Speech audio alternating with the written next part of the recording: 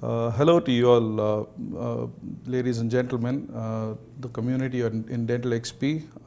It's my privilege and honor to be here to do a presentation on Dental XP, and I'm going to be speaking to you about newer techniques that that have developed over the past few years for developing aesthetics in the anterior zone.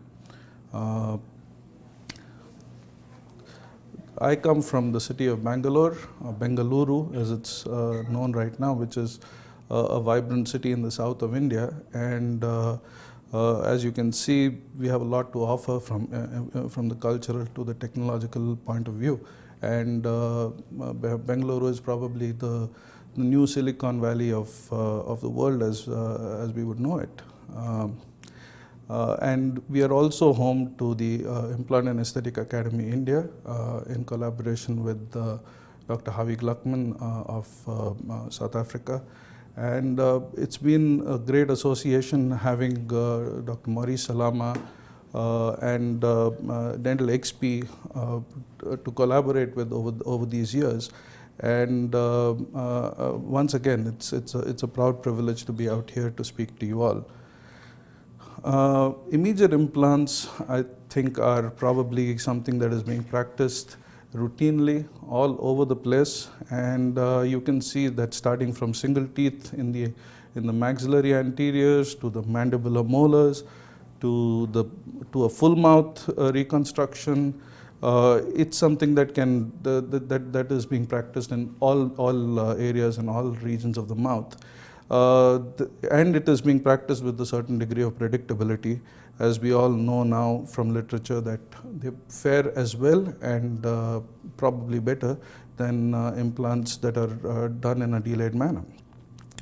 The problem with the anterior aesthetic zone and implant therapy is that of the bone loss that occurs, which is an obligatory bone loss following tooth extraction, and this is something that we constantly are struggling to circumvent. There have been techniques that have been developed in the past which have tried to overcome this problem, but not entirely successfully.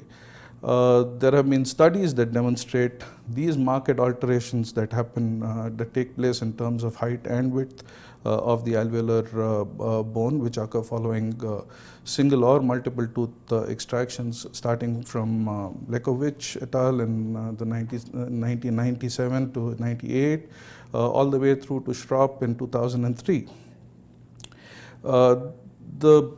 A kind of landmark article in the last decade or so is this one by Araujo and Linde, which in the Journal of Clinical Periodontology in 2005, which discusses dimensional alterations following tooth extraction as an experimental study in the dog. And we find that this the reason for the amount of dimensional change that we see, particularly bone loss on the buccal aspect of an extraction socket, has largely been related to the presence of bundle bone on the facial aspect, and this bundle bone comprises a large part of the buccal wall of the socket.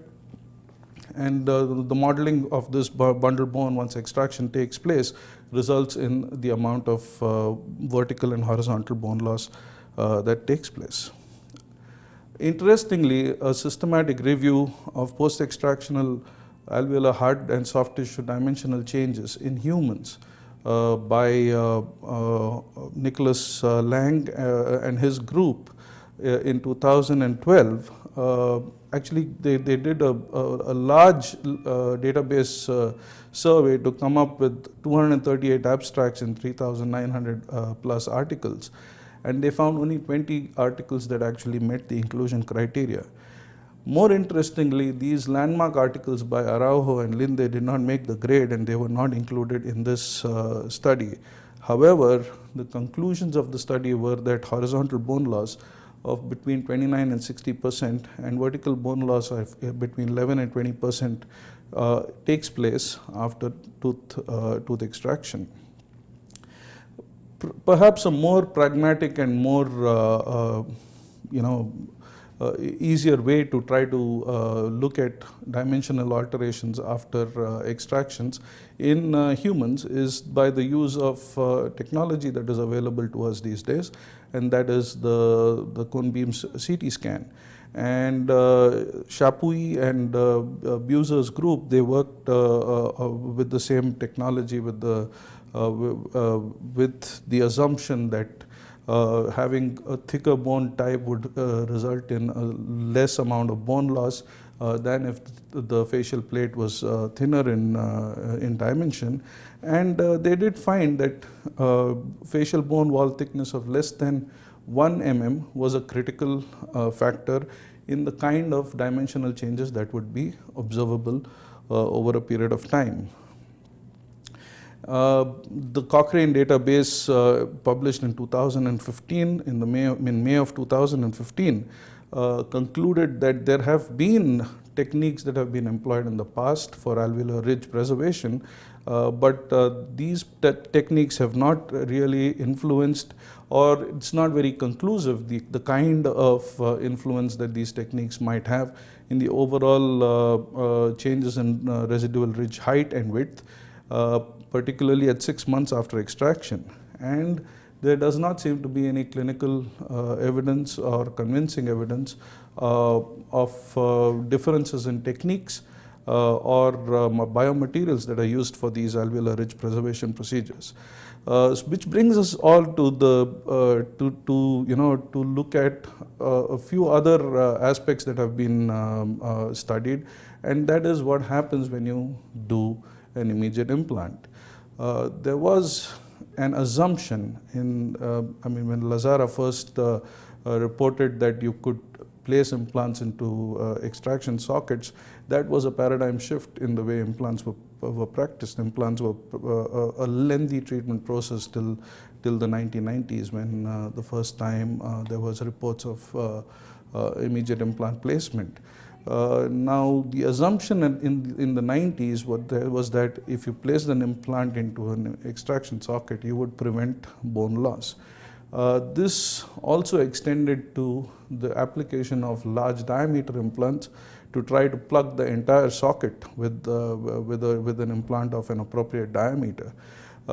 We know that that is not the way to go now, and the rules of the game as far as placing implants immediately after extraction are different, and we are trying to generate a gap between the labial plate of bone and the implant body itself. Botticelli assessed the dimensional alterations that occurred in the alveolar ridge during a 4-month period after extraction and immediate implant placement.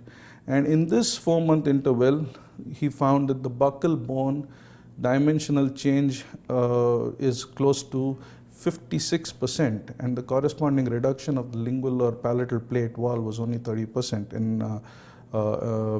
in comparison. Araujo and Linde again looked at the tissue modeling after implant placement in fresh extraction sockets, again in the beagle dog, and there have been several other studies which have dealt with this, and all have come up to naught in terms of trying to preserve bone, and the conclusions are very similar, that there is going to be ridge alterations once extractions and implant placement takes place in an immediate manner. A human study using cone beam CT scan by Fabio Rossi and his group from Italy, published in the International Journal of Resto Perio, found again that the alveolar buccal bony crest undergoes substantial remodeling, but none of this remodeling actually affects implant integration. However, the long-term consequences of this bone loss might have disastrous and deleterious effects on the aesthetics of those implants. And so let's just take a look at this case to see what happens when we install an implant immediately after extraction. You can see this right lateral incisor, which is fractured, and the patient has had numerous attempts at having a post-core done on this tooth, and then it was beyond restoration. So went ahead and did what is known as an atraumatic extraction, that is by severing the periodontal ligament fibers using a periotome, and you can see the intact bony walls and the kind of soft tissue that is there, as well as the intact bony wall on the facial aspect. It's a photograph that depicts this in clear clarity.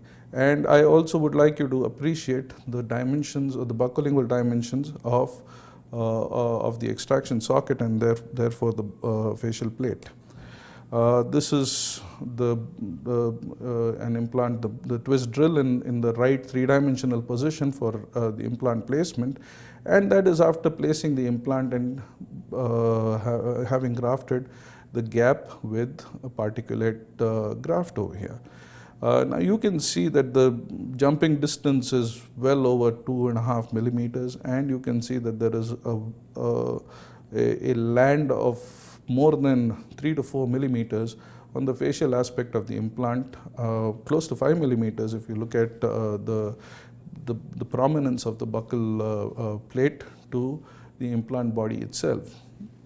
Now, with all this implant did not achieve adequate primary stability for immediate provisionalization. So this was, I placed a cover screw, and we had just put a collagen plug on top of this and provisionalized with a bonded temporary.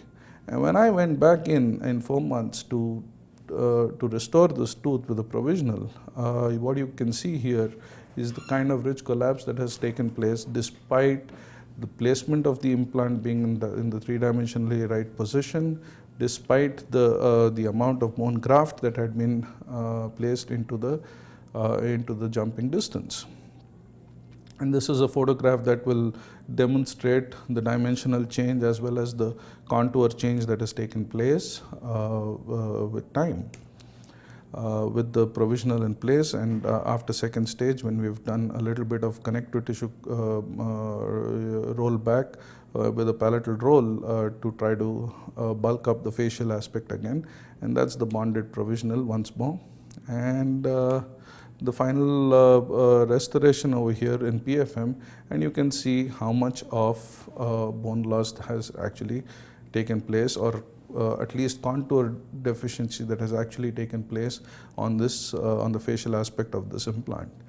Now the bottom line over here is that dimensional loss of bone after tooth extraction is absolutely obligatory. This bone loss is irrespective of whether you've raised a flap or not, and whether an implant is placed or not, or a bone graft is placed or not at the time of extraction. Even with all the given parameters in favor of immediate placement and restoration, the behavior of the buccal bony plate is unpredictable in the sense that it is very difficult. You may assess the biotype, you may assess you may have a great jumping distance, you may have a thick bony plate, but at the end of it, there is no way that you are going to be able to tell which ones of these patients are going to collapse and which ones of these are not. All of this indicates that ontogenically the buccal plate, and more specifically the bundle bone, belongs to the tooth, and the removal of the tooth will result in loss of bundle bone by virtue of loss of blood supply to the bundle bone via the periodontal ligament and the surface remodeling of the cortical plate to a certain extent. So what are the possible strategies that we have that are available to try to minimize these contour defects following immediate implant placement? One of them is an interesting technique which is known as the dual zone therapeutic concept, which was proposed by Stephen Chu, Maurice Salama, David Garber, and Saito. This basically involves an extraction, installation of an immediate implant, and grafting of the jumping distance in not merely the bone zone, but as well as the soft tissue zone, and stabilizing all of this or sealing this environment up by use of either a provisional restoration or a healing abutment of an appropriate diameter and shape to contain the graft in place.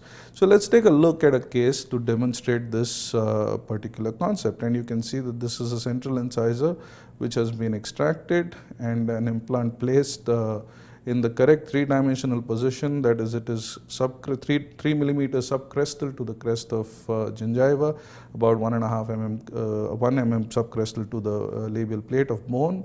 Now we've got a provisional that has been made and polished, and now I've put a cover screw on top of this implant to now slowly push in. And if you'll see that what we are using here is not a condenser type of an instrument, but a flat perioprobe sort of an instrument to gently push the bone graft material into the bone gap and not really condensing it.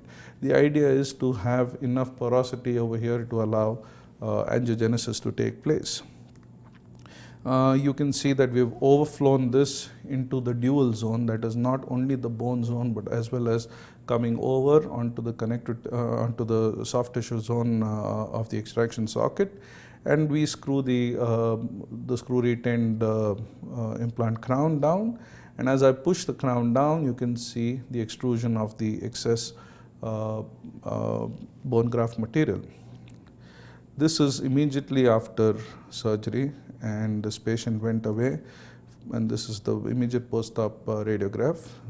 She went away for a period of, she came back at 2 weeks for a checkup, and then this is the state that she was in at 2 weeks after surgery. She came back at 6 months for her final restoration. At this point, I separated those two crowns that were there, that were splintered together because the neighboring tooth needed a crown as well. You can see the maintenance of the crestal bone levels over here. We separated the crowns and went ahead and made, removed the implant crown. And you can see the kind of submergence profile that has been created here. It's a healthy bleeding, gingiva, peri-implant mucosa out here, and you can see a sharp pointed papilla. So there has been great preservation of soft tissue architecture in all dimensions. And this is her final screw retained restoration being inserted. What I want you to look at is this zone out here, which is marked by the circle, which shows a dark show through, probably of the implant body, probably part of the crest module of the implant. Let's take a look at it from a profile, and you can see that there is some degree of flattening of the contour out here. And again, when you look at it from the occlusal or incisal aspect, you can see that there has been a considerable change in the contour of the facial aspect of this on this implant. This is despite there has been really no bone loss. And when you take I looked at a cone beam, you can see that there certainly is 2 millimeters or more of bone on the facial aspect of the implant. Despite this, there has been a loss of contour. And this is about a year later, when you can see 1 year post-loading, you can clearly appreciate the kind of loss of contour that has taken place on the side of the implant restoration. What this says to me, and the message that it should convey to everybody, is that despite all efforts, these alterations of bone and soft tissue around an implant, and the very dynamic nature of bone and soft tissue around implants makes it very unpredictable to say which are the ones who are going to collapse and which are the ones who are not. There have been several other techniques. Some of the notable techniques are the use of a bilaminar subepithelial connective tissue graft for immediate implant placement and provisionalization by Joseph Kahn. This is an interesting technique which does not seem to have too much literature on it yet, I mean, I'm not too sure how far it has been successful in other hands, because we've not heard of more groups reporting on this. But this technique essentially involves creating a buccal tunnel and packing in a bovine bone graft material into the tunnel to try to prevent buccal bone loss. So this takes us back to techniques that were employed in the past to try to conserve bone around, I mean, to conserve bone in all dimensions. And one of them, which was employed way in the past for various reasons, starting from the 1960s, was the root submergence technique, which saw a renaissance of sorts in 2007 when doctors Maurice Salama and Henry Salama, along with Dr. David Garber, revived the procedure to try to create pontic sites around, I mean, where multiple implants were involved or between multiple implants, to try to prevent or to create adequate emergence of those pontics. And just to illustrate the technique, I'll just run you through a case. You can see the right central incisor here is, I mean, it's a vital tooth which was going to be a pontic site. It could not have been restored while she was going to get a bridge on the other teeth. So we went ahead and cut it down to the level of the gingiva.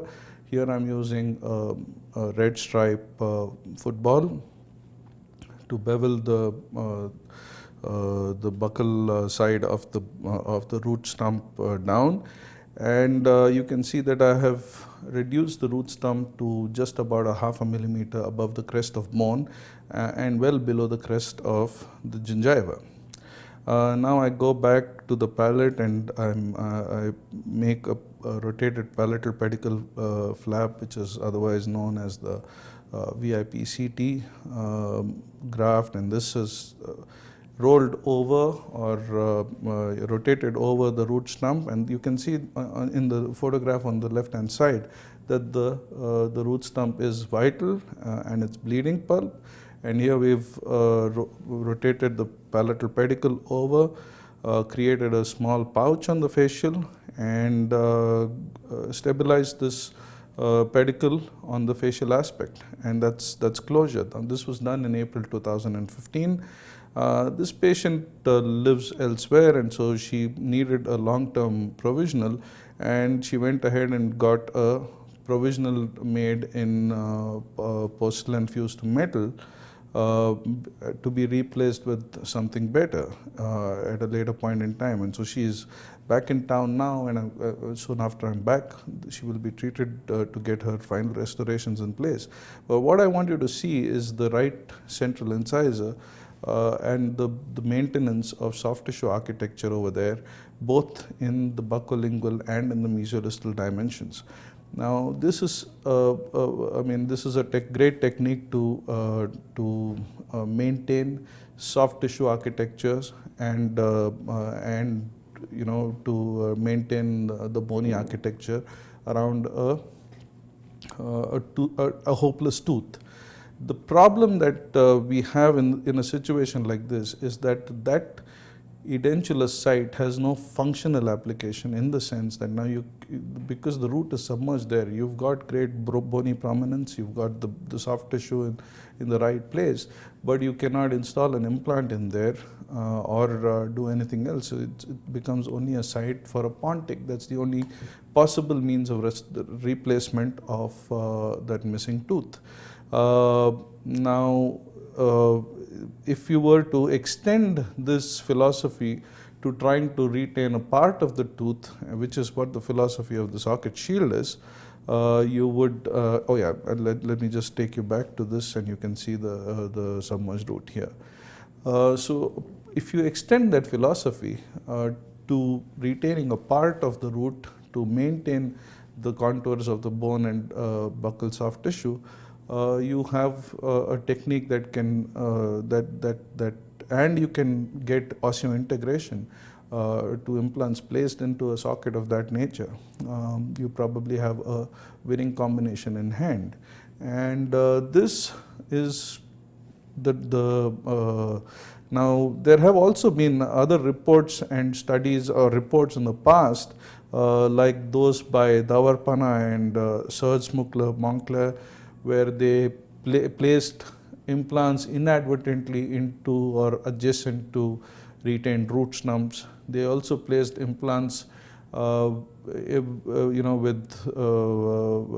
purpose into the roots of impacted teeth, then unintentionally left behind root fragments in proximity to dental implants.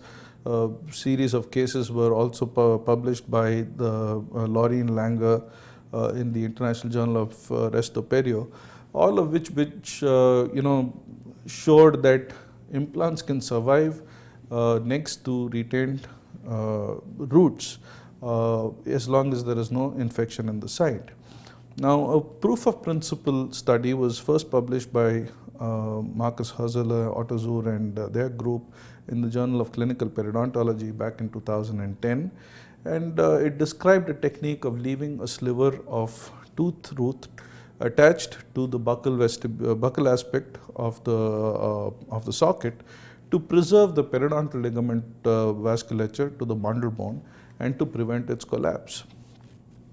Now, as from a logical standpoint, this seems to be, it seems to have all the trappings of a good technique for maintaining this facial bone. This is the article that Herzeler and Otto Zur published. This was followed up by one of Herzeler's students, Daniel Baumer, and they showed some histological evidence of what happens to these shields when they're in contact or in proximity to a dental implant. And you can see in this that there is, their conclusions were that you get bone formation or a bone or cementum-like material that forms between the implant and the socket shield itself. And this has also been described as dento integration by some people. Now, this is probably the largest data available at this point in time with respect to human cases, and this is a large case series which has been published by Siampras and Kotsaki's group, and they've followed up 46 patients with a mean follow-up, with a median follow-up of 40 months and a range of 24 to 60 months. They have found that this technique helps to maintain, from an aesthetic and functional standpoint, the facial plate and the soft tissue architecture around it. This was also, now they've tried to, they named the technique the root membrane technique, and now they're trying to change the name again to something known as the PDL, mediated ridge preservation, for immediate implant rehabilitation in the aesthetic region. Irrespective of what it is going to be called eventually, the technique, the fundamentals of the technique remain the same. Now, this particular group, as well as the group of Marcus Herzeler, actually used the implant osteotomy drills to go through the root and to thin out the root on the facial aspect as well, and then went ahead and extracted the palatal half of the root before placing an implant in the palatal to the buccal fragment. Dental XP has a great video by Dr. Henry Salama showing a case of an ankylosed tooth where he's done much the same thing. This technique seems to have, in my hands, I would be a little skeptical about using my implant osteotomy drills through through the tooth for two reasons. One is the amount of chatter that the implant drills do create, as well as the kind of the wear that those implant drills are going to undergo when cutting through dentin and cementum. So there are some of us who use different techniques, and I know for a fact that Dr. Howard Gluckman, Dr. Jorge Campos in Spain, we use high-speed drills with the root resection burrs of a long shank to achieve the same end. Gluckman wrote an interesting article here in the International Dentistry African edition, volume 5, where he reviewed the available literature on the socket shield. And this is a list of the articles that is out there in literature as of 2015. This body of evidence is actually slowly growing.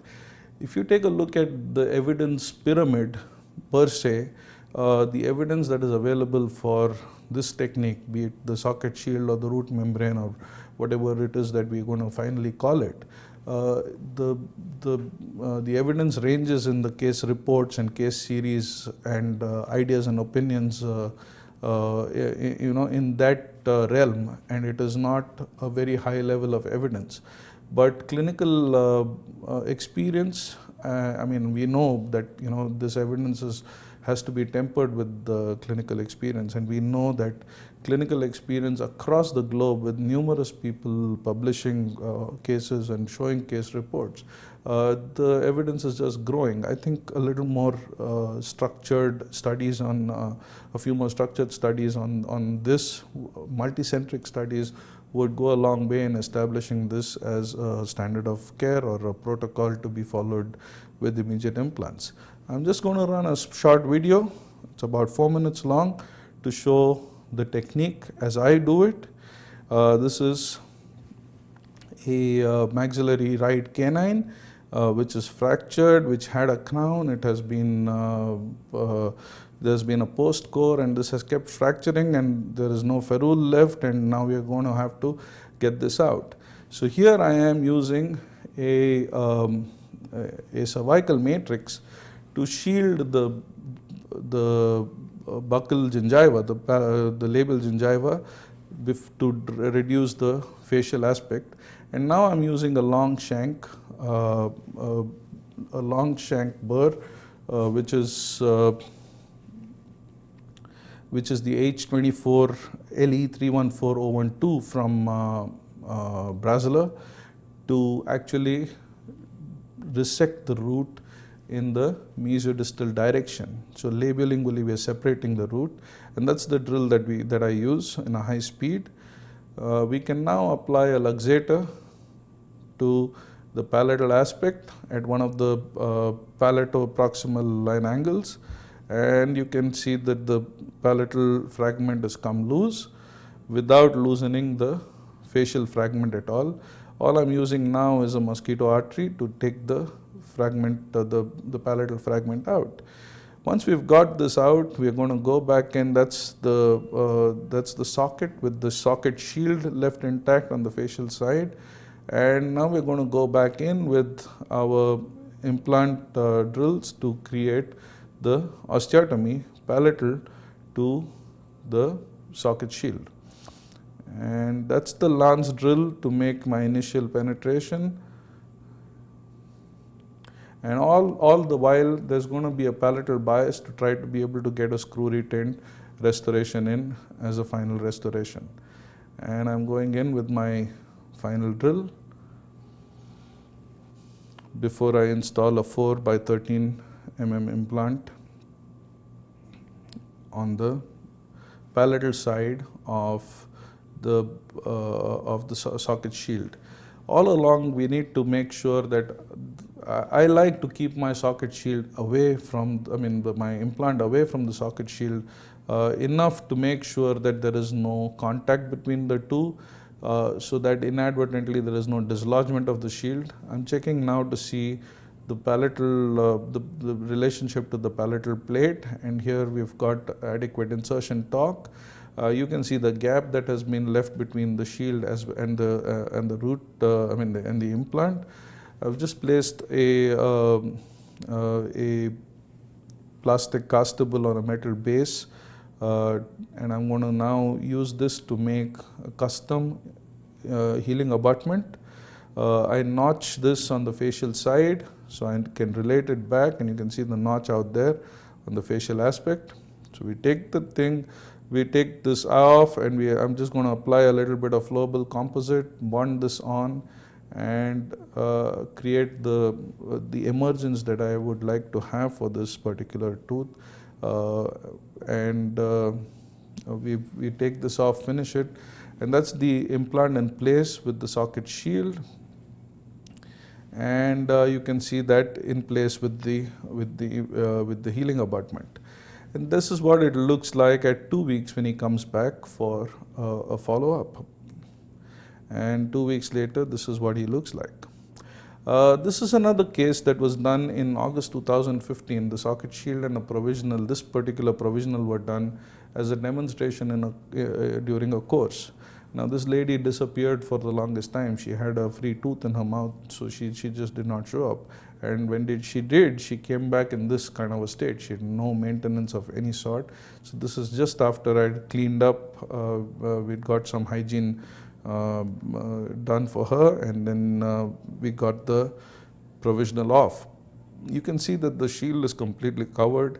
You can also see that there is great bulk to the facial aspect of this implant. What I want you to look at over here and look at with a little critical eye is that this particular tooth, when I actually cut it down, I have in fact left part of the apex behind with a little bit of the gutta percha. Now as long as this does not get infected, this is fine, because this was a year after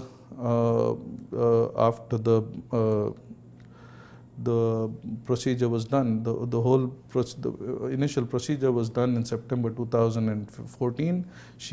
All of these pictures were taken in August and September 2015. We went ahead and when she came back for a recall, you can see the healing that has taken place around here. And once again, when I got the provisional off, you can see that we've got a great emergence and submergence profile for this particular socket shield tooth. Now I went ahead and made another provisional this was generated in a lab. Also did a build-up on the neighboring tooth. Now once again this lady has disappeared, so this is a provisional restoration that she is with, and this is a screw retained composite fused to metal. And till something happens to this, I don't think I will be seeing this lady again. But this is what she looks like, and this is what the radiograph looks like at over a year later, right? And you can see how well the bone levels have been maintained, and the soft tissue outcomes are out there for you to see. Let's take, over the past few years, I have been practicing socket shields for a little over 4 years now. And over the last 4 years or so, I have seen, some interesting cases, some cases where we are able to make and draw comparisons between the socket shield, and doing a dual zone, and seeing some old implants placed with different philosophies of the time. So just take a look at this case. This was done in September 2012. She came with a fractured left lateral incisor. That's where the fractured incisor is, and we went ahead and I sectioned through the tooth, took out the palatal component, and we've been left behind with the socket shield on the facial side. Implant placed on the palatal aspect of that socket shield, and that's the implant in place. You can see the gap that we've created. I do not personally fill this gap because I expect this gap to fill with bone. I know that several other operators, including Harvey Gluckman, like to put a bone graft material into this space. As of now, I think this is going to be more of a personal choice matter rather than something that is backed by evidence. And I believe that by not putting anything over there, I'm really not losing anything either. So this is the implant position, and you can also see right now that there is an implant crown on the canine, the tooth adjacent to it, with which doesn't look altogether healthy. You can see right now that the peri-implant mucosa around that canine implant is not the best that there is. This is immediately after placing the implant. And at this point I decided not to provisionalize because I had adequate stability but not something that I was comfortable provisionalizing. So I went ahead and placed a healing abutment, and we used a removable denture flipper with an ovate Pontic which was shaped to make sure that there was no impingement on the buccal side of this implant, and this is how she walked out of the office. When she came back in December of 2012, this is the kind of healing that we had. You can see the shield is completely covered in soft tissue. We went ahead and made her impressions and restored her with a screw retained PFM crown. In this particular photograph, now you can see very clearly the kind of problems that she's having with her implant restorations on the canine and backwards. Now those were implants that were placed over 10 years before she came to me by another doctor in another city. So this is December 2012. In August 2015, I got this photograph. She came back to me in February 2015, having fallen and broken her right lateral incisor. Harvey Gluckman was going to be in town to do a course with us, so we thought this would be an ideal case for him to demonstrate an immediate implant placement along with connective tissue grafting simultaneously with implant placement. So in March of 2015 or April of 2015, she went through a procedure for the right lateral incisor where an immediate extraction and implant was done in the lateral incisor area. Now if you will notice on the slide, I have marked some of these implants as 1, 2, 3 and 4. 1 is the maxillary left canine, 2 is the maxillary right canine, 3 is the maxillary left lateral incisor, and 4 is the maxillary right lateral incisor. I would like you to observe these 4 different implant restorations because all of them are implant restorations. Our implant, all of those 4 have implants around them, and in those areas. And you can, I would like you to look at what has gone on around these 4 implants. In the position number 1, that is the maxillary canine on the left hand side, you can see that there is a considerable recession of soft tissue, and we've lost considerable amounts of soft and hard tissue over there, enough for you to see the abutment and perhaps some part of the implant out there. In position number 2, where again there is an implant placed with a GBR, this was a delayed implant. You can see the amount of bone and soft tissue that is available on the outside and the maintenance of contour. 3 is the one with the socket shield that I had just shown you before, and 4 is what was done with a dual zone technique. This is back to the canine, and you can see that the tooth number 2, 3, The implant has been placed over 10 years ago. The implant is placed too far facially. So this was how implants were placed then. We realize now that implant positions and three-dimensional positioning of implants is better understood now. And you can see the amount of loss of bone and soft tissue around that implant. Tooth number 2, however, is the maxillary right canine, where an implant has been placed and a bovine bone graft has been used for GBR around that. And if you go back to Uli Grunder's studies from 2005, he talks about having a minimum of 2 millimeters or 2 to 4 millimeters of bone on the facial aspect for aesthetic longevity. And you can see that 4 years on, this particular tooth is performing as well or better than anything else. This is the socket shield, which is 3 years old at this point in time that you're seeing it. And you can see the shield out here, and you can see how well it's maintained the soft tissue architecture for us. This is just a comparative of all those implants at the same time. We went ahead now in tooth number 1, 2, or the right lateral, and got the healing abutment off and went ahead and placed our restoration. The contour of the restoration is giving you the impression, and the tooth number 1, 2 or the right lateral actually has a good emergence right now, but the phenotype of the gingival tissue over there, the blanching and the whiteness comes from the fact that tuberosity connective tissue was used in this region, and that is what is causing it to look much whiter. And I want you also to look at the bone levels that have been maintained around these implants, and despite the fact that all these implants are adjacent to each other, bone levels, interproximal bone levels are excellent and very, very stable over time. Let's take a look at another case. This was in December 2013. This gentleman comes from about 3,000 kilometers away, but he came with a general state of disrepair, a lot of breakdown in his dentition.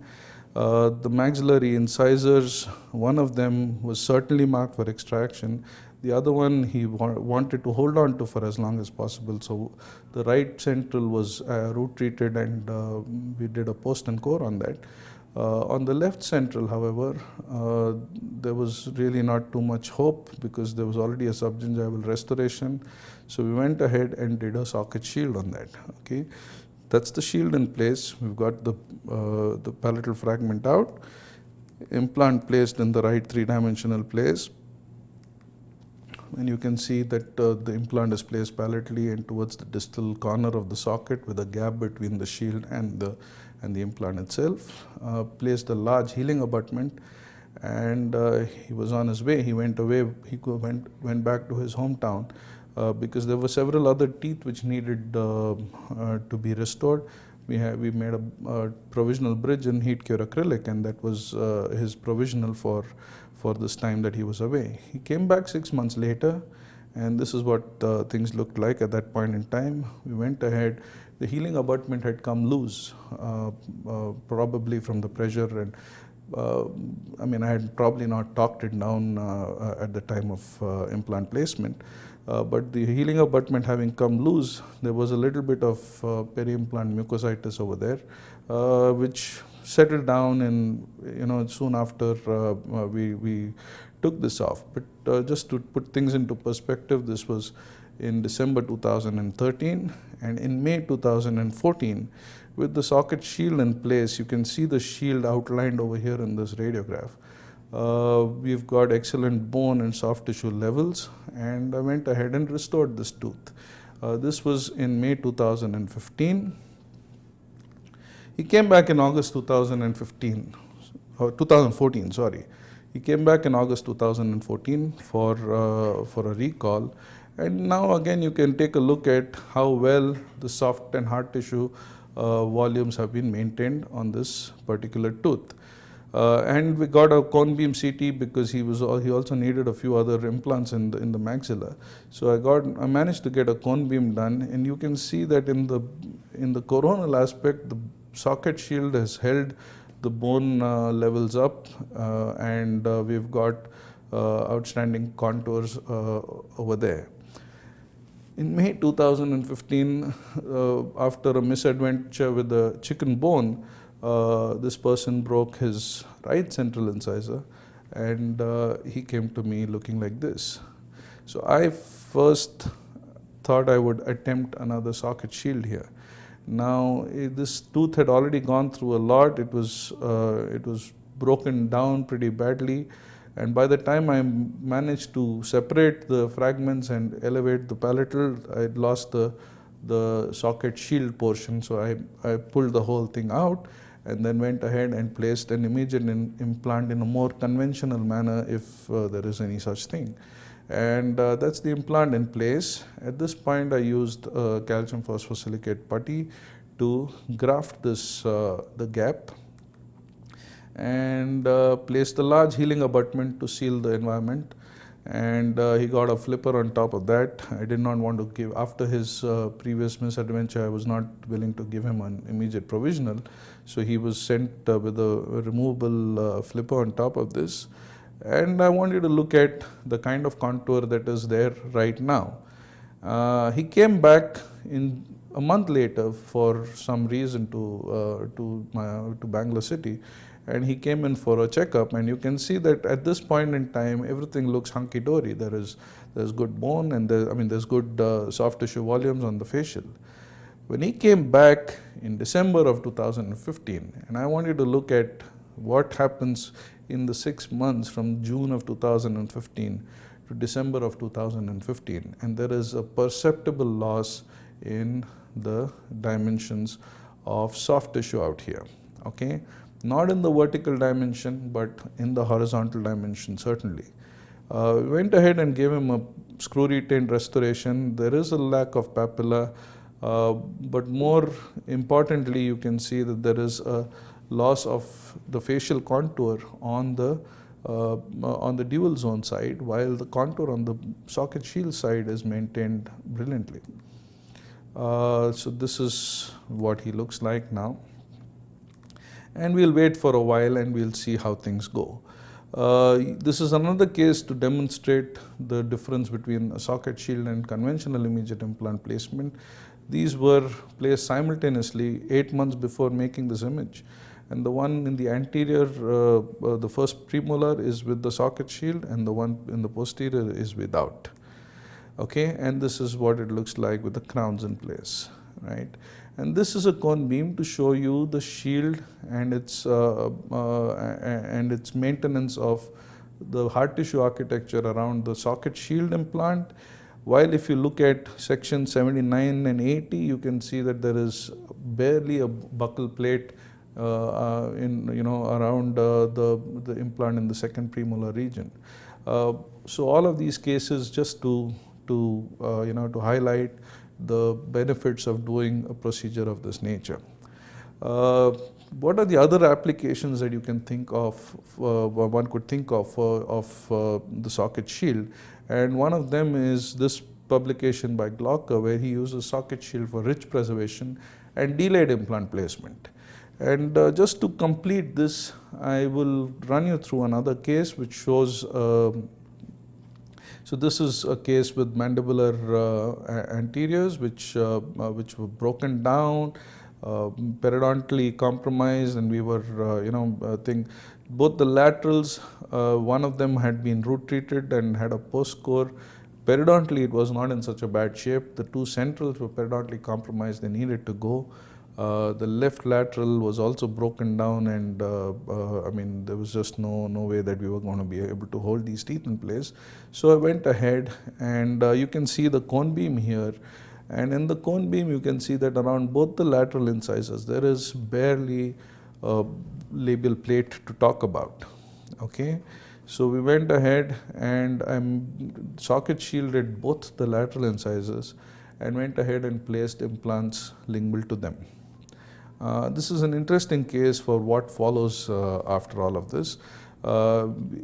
Implants had great primary stability, so these were provisionally restored, and she was sent away. And she came back 4 months later after having the provisional dislodge in another place.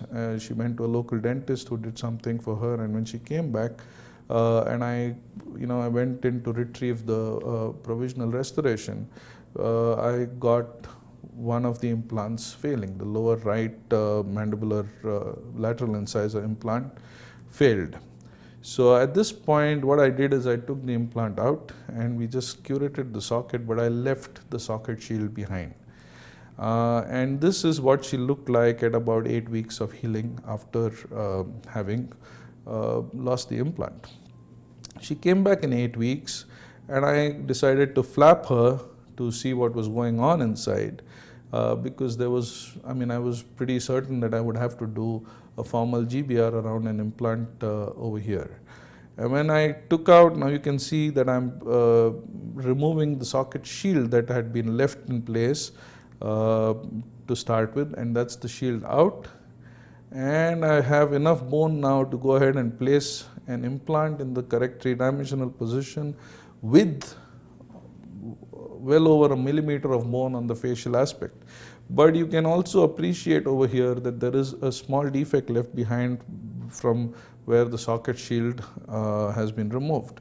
So if the implant is placed, and we go ahead and do a formal GBR, do a periosteal release, GBR with an allograft and collagen membrane, and closure. I bonded on a Maryland bridge and sent her on her way. And this is her final restoration 4 months later.